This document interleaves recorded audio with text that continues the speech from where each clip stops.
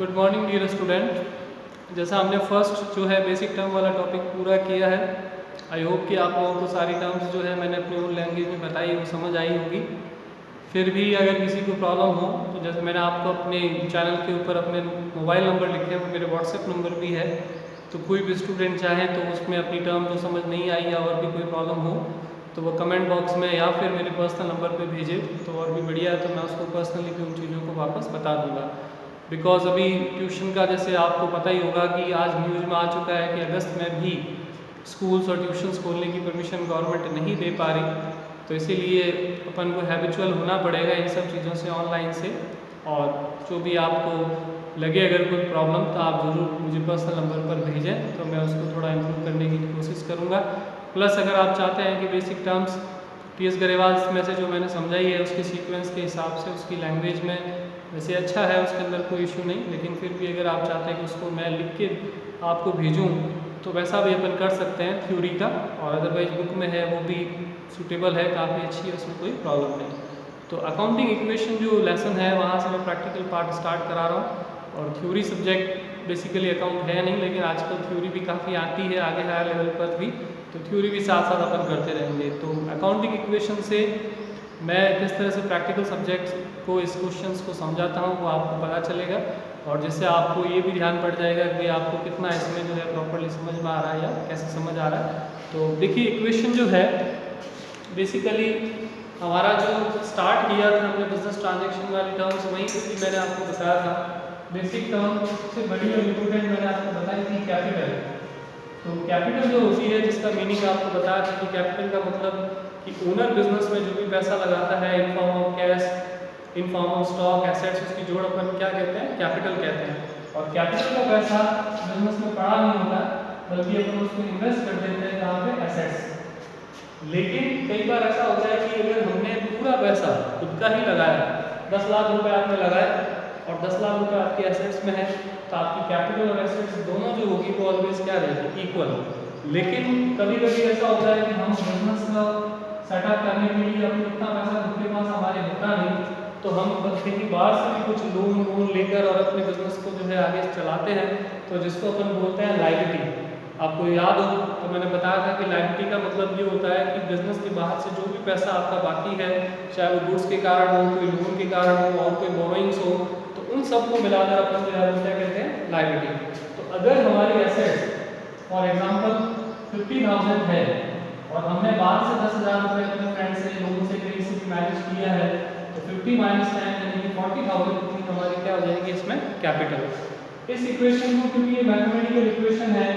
तो आप इसको इधर उधर करके और इसका जो है अलग अलग और इक्वेशंस को सेटअप कर सकते हो कि लायबिलिटी बराबर किस तरफ आ जाए, तो कैपिटल और लायबिलिटी दोनों बराबर किस तरफ रह जाएगी, और इज इक्वल्स टू आपकी क्या हो जाएगा, एसेट्स। तो दैट मीन्स कि आपकी कैपिटल और आपकी लायबिलिटी की जो जोड़ होगी वो आपकी किसके इक्वल होगी, हमेशा एसेट्स के। जैसे इस एग्जांपल को है तो 40,000 रुपीज आपकी कैपिटल है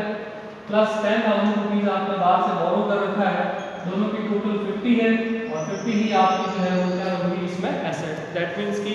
हमेशा जो पैसा हमने लगाया और जो पैसा हमने बाहर से लोन के रूप में लिया है, उन दोनों की टोटल जो होती है वो किसके इक्वल होती है, आपके एसेट्स। और जहाँ तक अकाउंटिंग इक्वेशन की बात करें, हमेशा यही वाला जो क्वेश्चन है वो काम आता है, भले ही अपन इसको थोड़ा लिखने में ऐसे सीधा लिख देंगे इस साइड में और लायबिलिटी और कैपिटल को बराबर के इस तरफ दिखाएंगे, बट बेसिक कंडीशन यही है कि यही इक्वेशन है जिस बेस पर अपन अकाउंटिंग इक्वेशन लेसन को पूरा समझते हैं। अब इसके बाद एक चीज़ मैं आपको बताऊं कि ये इक्वेशन का मैंने कहा कि बेस है, तो ये ध्यान रखिएगा कि एसेट्स जो होता है उसका जो बैलेंस होता है वो होता है डेबिट, और लायबिलिटी और कैपिटल होता है उसका बैलेंस क्या होता है, क्रेडिट। और आपको मैंने डेबिट क्रेडिट के नियम उसके साथ मैंने आपको बताया था कि डेबिट और क्रेडिट ऑलवेज आपके क्या रहते हैं, इक्वल, और इसी वजह से ये इक्वेशन हमेशा बराबर चलती है, क्योंकि डेबिट जितनी चीज़ों को करेंगे उसके पैरेलल क्रेडिट भी होगा, और एसेट्स और लायबिलिटी चाहे भले कोई ट्रांजेक्शन हो तो उसके अंदर जो डेबिट और क्रेडिट साइड है वो ऑलवेज आपकी क्या रहती है, बराबर ही रहती है। अब इसी इक्वेशन से हम एक और इक्वेशन भी निकाल सकते हैं, लायबिलिटी को बराबर के केवल इस तरफ ले आते हैं, एसेट्स बराबर के उस तरफ है ही और कैपिटल बराबर के उस तरफ चली जाए, तो दैट मीन्स कि अगर अपन एसेट्स जो कि हमारी है 50,000 उसमें से हमारी कैपिटल जो कि 40,000 को डिडक्ट करें तो हमारी जो लायबिलिटी है वो आपको कितनी बचेगी इसमें 10। तो ये इक्वेशन लेसन जो है उसका मेन कॉन्सेप्ट है कि क्या इक्वेशन है जिस बेस पर ये लेसन बना हुआ है। अब मैंने आपको इसमें इलस्ट्रेशन देकर पूरा प्रैक्टिकल एक क्वेश्चन जो अपने मन से बनाकर मैंने इलस्ट्रेशन दिया है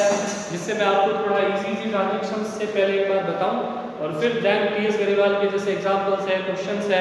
वो भी अपन करेंगे। आपके पास मैक्सिमम तो बुक होगी, अगर नहीं है तो आप बुक भी मैनेज कर लीजिए क्योंकि 2-4 दिन में फिर क्वेश्चंस जो है घर पर देकर और उसके सॉल्यूशन फिर मैं आपको भेज दूंगा तो आप टैली भी कर सकते हैं। और धीरे धीरे क्वेश्चंस थोड़े लेंथी होते जाते हैं, ट्रांजेक्शंस बढ़ेंगे तो उसको हम बीच बीच में जो है वो उसके नोट्स भी मैं आपको बता दूंगा। तो सबसे पहला ट्रांजेक्शन है बिजनेस स्टार्टेड विद कैश, कि भाई आपने बिजनेस को स्टार्ट किया है कैश के साथ। तो आपको जैसे मैंने बताया था कि अगर हम बिजनेस स्टार्ट करते हैं कैश के साथ तो जिस ओनर ने पैसा लगाया है बिजनेस के लिए तो उसके लिए तो वो भले ही एसेट्स है क्योंकि उसने पैसा लगाया, लेकिन बिजनेस के लिए वो कहलाती है कैपिटल और बिजनेस के लिए वो क्या होती है लायबिलिटी। और आपको बताया था बिजनेस एंटिटी या एंटिटी वर्ड के समय कि बिजनेस और बिजनेसमैन दोनों अलग अलग होते हैं और अपन अकाउंटिंग जो करते हैं वो किसके हिसाब से करते हैं, वो करते हैं बिजनेस के हिसाब से। तो आप ध्यान रखिए कि आप जब भी कोई ट्रांजेक्शन पढ़ेंगे कॉमर्स के अंदर पूरा अकाउंट सब्जेक्ट के अंदर तो आपको एक चीज़ को एज्यूम करना है कि आप बिजनेसमैन हैं खुद और आप अगर गुड्स खरीद रहे हैं, बेच रहे हैं, एक्सपेंसेस कर रहे हैं तो किस तरह से आप पर इम्पैक्ट पड़ रहा है उन चीज़ों का। जैसे मान लीजिए आपने कहा कि आपने सैलरी दी किसी को तो उससे क्या होगा कि आपके पास कैश जाएगी और उस व्यक्ति की सैलरी का उसको पेमेंट हो जाएगा। तो इस तरह से चीज़ों को अगर आप समझेंगे तो आपको ईजी लगेगा और चीज़ें आराम से आपकी समझ आ जाएंगी। तो अगर हम बिजनेस के अंदर कैपिटल लगाते हैं तो दो चीज़ें होती है बिजनेस के पॉइंट ऑफ व्यू से। एक तो बिजनेस के अंदर कैपिटल आती है कैश के रूप में, और एक बिजनेस ने जो कैपिटल अपने ओनर से ली है वो उसके लिए एक रिस्पॉन्सिबिलिटी बन गई, उसके लिए लायबिलिटी है। और लायबिलिटी के समय मैंने आपको बताया था कि कैपिटल है वो भी लायबिलिटी है, बस उसको अपन इंटरनल लायबिलिटी बोलते हैं। और जो बाकी के बाहर से पैसे लेते हैं वो भी लायबिलिटी है, जैसे लोन, क्रेडिटर्स आदि, बिल्स पेबल, लेकिन उसको अपन क्या बोलते हैं एक्सटर्नल लायबिलिटी, लेकिन होती दोनों लायबिलिटी ही है।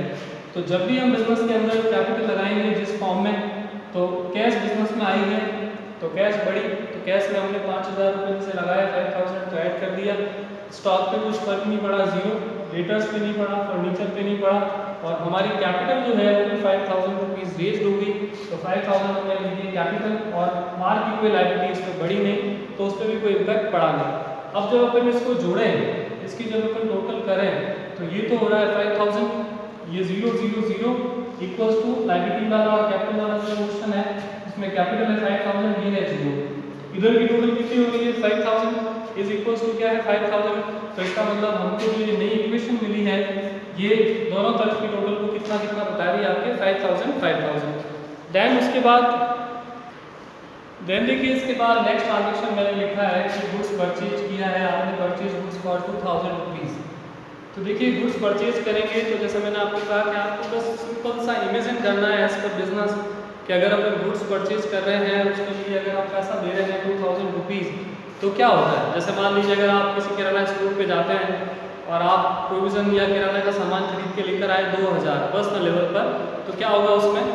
कि 2,000 रुपये का सामान गुड्स जो भी आप लेकर आ रहे हैं XYZ वो आपके पास आएगा और 2,000 रुपये उसके बदले आपको जो है 2,000 रुपीज़ उस जिस व्यक्ति से आपने खरीदा उस सेलर को आपको देना पड़ेगा। बस ये इतनी ही बस रहेगा, आपको इतना ही रहेगा कि आप इस ट्रांजेक्शन को इस तरह से थॉट करें और उसके बाद उसका यहाँ एप्लीकेशंस करें। बस ये लेसन आपका इस तरह से चलता जाएगा। तो अगर अपन गुड्स को परचेज करते हैं और कैश दे रहे हैं तो अगर हम गुड्स को परचेज कर रहे हैं तो हमारा जो एसेट्स होगा गुड्स जो है वो बढ़ेगा, लेकिन गुड्स को कभी एक चीज़ ध्यान रखिएगा कि अकाउंटिंग के अंदर गुड्स को कभी भी अपने नाम से कहीं पर भी नहीं लिखा जाता है। गुड्स परचेज करते हैं तो परचेज लिखा जाता है, गुड्स सेल्स करते हैं तो सेल्स लिखा जाता है, और गुड्स हमारे पास पड़ा होता है तो उसको स्टॉक कहते हैं। लेकिन पर्टिकुलर गुड्स का नाम बिजनेस के अंदर किसी भी जगह रिकॉर्ड नहीं होता, केवल जो डिस्क्रिप्शंस है वहाँ पर आप भले उसको गुड्स को लिख सकते हो कि we purchase 5,000 rupees goods, but उसके अलावा उसको अपन कहीं पे नहीं दिखाते। तो अगर अपन गुड्स खरीद रहे हैं 2,000 रुपीज़ का तो 2,000 रुपीज़ हमारा स्टॉक जो होगा वो क्या होगा इंक्रीज, लेकिन पैरेलली 2,000 रुपीज़ अपन को कैश में जो है वो क्या करना पड़ेगा, देना पड़ेगा। तो 5 - 2 3,000 रुपीज़ का हमारा जो है वो कैश हो गया बचकर, और स्टॉक जो है 0 + 2 यानी ये हो गया आपका 2,000। इसमें रेटर्स पे कोई इम्पैक्ट नहीं पड़ा, फर्नीचर पे कोई इम्पैक्ट नहीं पड़ा, इज इक्वल्स टू वापस इस पे कोई इम्पैक्ट नहीं पड़ा, इस पे कोई इम्पैक्ट नहीं पड़ा, 5000 और 0। तो अभी देखिए आपकी न्यू इक्वेशन जो है वो फिर से क्या बन गई, 3 + 2 5 इज इक्वल्स टू वापस क्या है 5। तो ये यहाँ पर जब आप बड़े क्वेश्चंस करें तो कई बार स्टूडेंट थोड़ा केयरलेस हो जाते हैं और फिर ये हर बार भी टोटल चेक ही नहीं करते हैं, आगे आगे बढ़ा देते हैं, फिर बाद में उनको पता चलता है ना इनकी इक्वेशन की टोटल को मैच नहीं हो रही। लेकिन अगर हर ट्रांजेक्शन के बाद अगर आप टोटल को टैली करेंगे तो आपको इस तरह की कोई प्रॉब्लम कभी फेस करनी नहीं पड़ेगी। अगला ट्रांजेक्शन है गुड्स सोल्ड ऑफ ₹500 कि आपने ₹500 का गुड्स सेल करा। ऑब्वियस है मैंने यहाँ पर क्रेडिट ट्रांजेक्शन्स अभी फिलहाल नहीं लिखे हैं क्योंकि क्रेडिट डेबिट को पहचानने में और बहुत सारी चीज़ें इसमें आपको पता चलेगी बाद में किस तरह से चलता है, इसलिए फिलहाल मैंने नॉर्मल ट्रांजेक्शन्स लिखे हैं कि गुड्स सोल्ड फॉर ₹500 आपने ₹500 का ₹500 का गुड सेल किया। अगेन आप एक बार एज अ बिजनेसमैन एक बार दिमाग में लाइए कि अगर मैं ₹500 का गुड सेल करूँगा तो क्या होगा और उससे क्या चीज़ आएगी, मेरे पास क्या चीज़ जाएगी, बस उसी को आपको इमेजिन करना है। जैसे जैसे ट्रांजेक्शन्स बढ़ेंगे तो वहाँ पर ये भी होगा कि भी ₹500 का 500 का गुड्स है वो आपने 600 में बेचा तो प्रॉफिट भी हुआ। लेकिन इनिशियली अपन एक बार सिंपल ट्रांजेक्शन से इजी टू हार्ड बढ़ते हैं। बुक में भी ऐसा होता है कि जल्दी से ट्रांजेक्शन एकदम हार्ड होने लगता है, लेकिन मैं आपको इलस्ट्रेशन लिखवा कर थोड़े ट्रांजेक्शन समझाऊंगा, देन अपन बुक के हिसाब से फिर आगे बढ़ेंगे। तो अगर अपन ने गुड सेल किया है ₹500 का, एज पर सेलर अगर अपन सोचें तो ऑब्वियसली कोई पर्सन आया उसको हमने ₹500 का गुड्स सेल किया तो आपके पास कितने रुपए आएंगे 500 और आपके पास से गुड्स जो जाएगा वो भी कितने का जाएगा, वो भी 500 का। तो बस उसी को आप यहाँ पे लिख दीजिए और कुछ नहीं कि गुड्स सेल किया 500 का तो ₹500 तो मेरे पास आ गए कैश में और ₹500 का मेरा स्टॉक जो है वो क्या हो गया रिड्यूस। अब डेटा फर्नीचर पे कोई इफेक्ट नहीं पड़ा, कैपिटल पे कोई इफेक्ट नहीं पड़ा, इस पर कुछ इफेक्ट नहीं पड़ा, इसकी टोटल 3000 से बढ़कर 3500 हो गई। ये आपका स्टॉक रिड्यूस हो गया 1500 पर, ये आपके 0 था, ये भी 0 इक्वल्स टू 5 और ये भी है 0। अब देखो ये 3500 हो गए, ये 1500 हो गए, इसकी टोटल कितनी हो रही है 5000 और इधर की टोटल भी कितनी हो रही है 5000। दैट मींस कि हमारी इक्वेशन टिल नाउ इक्वल चल रही है। अब उसके बाद है सैलरी पेड की है आपने 1500 की। अब देखिए जैसे मैंने आपको कहा कि इक्वेशन तो आपको 1 मिनट में समझ में आ गई होगी कि किस तरह से ये चलती है, लेकिन ट्रांजैक्शंस का कहाँ क्या इफेक्ट पड़ता है। क्रेडिट ट्रांजैक्शन हो, आधा ट्रांजैक्शन कैश क्रेडिट हो, आपने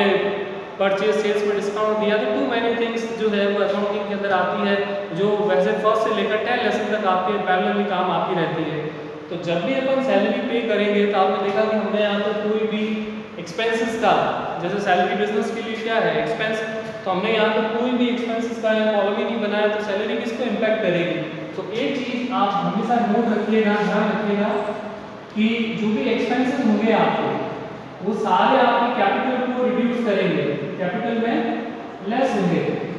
और जो भी आपकी इनकम होगी बिजनेस के अंदर, जैसे भी इनकम हो, कैसे भी प्रॉफिट हो, तो वो सारे आपके कैपिटल के अंदर जो है वो क्या होंगे ऐड होंगे। तो ये ऐसे कर करके कुछ आपको टिप्स भी जो है वो मैं बताऊंगा और फिर अगर उसको लिख भी देंगे एक बार तो जिससे आपको थोड़ी फैसिलिटी रहेगी कि कोई भी एक्सपेंस होगा